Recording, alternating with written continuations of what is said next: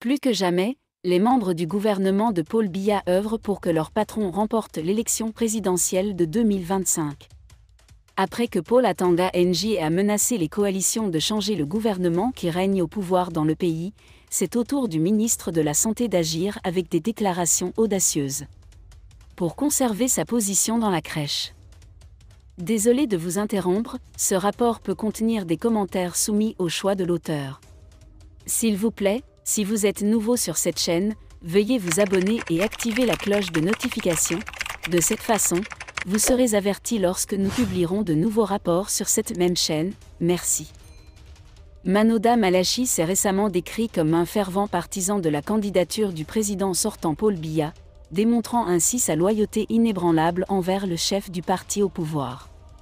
Lors d'une visite dans la région la plus septentrionale du pays pour commémorer le 39e anniversaire de la manifestation démocratique du peuple camerounais, RDPC, prévue le 24 mars, Manoda Malachi a laissé entendre que la candidature de Paul Biya à la nouvelle mission était sûre.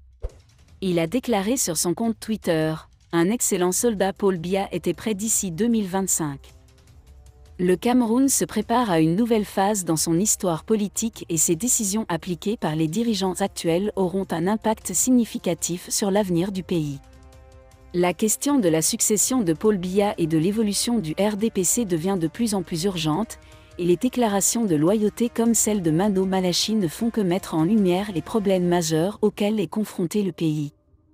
Alors que la jeunesse camerounaise espère que les changements démocratiques observés dans d'autres pays africains, notamment au Sénégal, qui a récemment élu un nouveau président de 44 ans, seront reproduits au Cameroun, des déclarations comme celle-ci nous ramèneront immédiatement à la réalité politique de notre pays.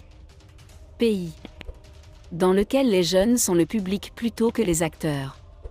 Dans un pays où les trois premières personnalités politiques réunies vivent depuis 2 siècles, les appels à un nouveau candidat pour Paul Biya semblent dépassés et, aux yeux de certains observateurs, carrément désastreux.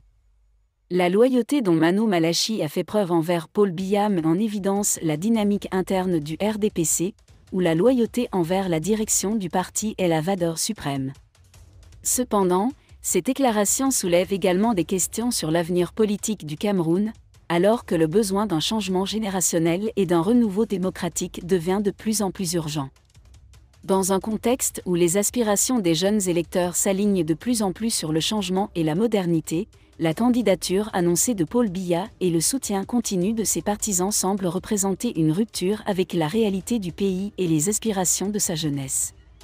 Dans un communiqué du 25 mars, la direction des chemins de fer du Cameroun, Canrail, la société chargée de l'exploitation du réseau ferroviaire au Cameroun, a annoncé son intention d'accroître la surveillance des trains de voyageurs.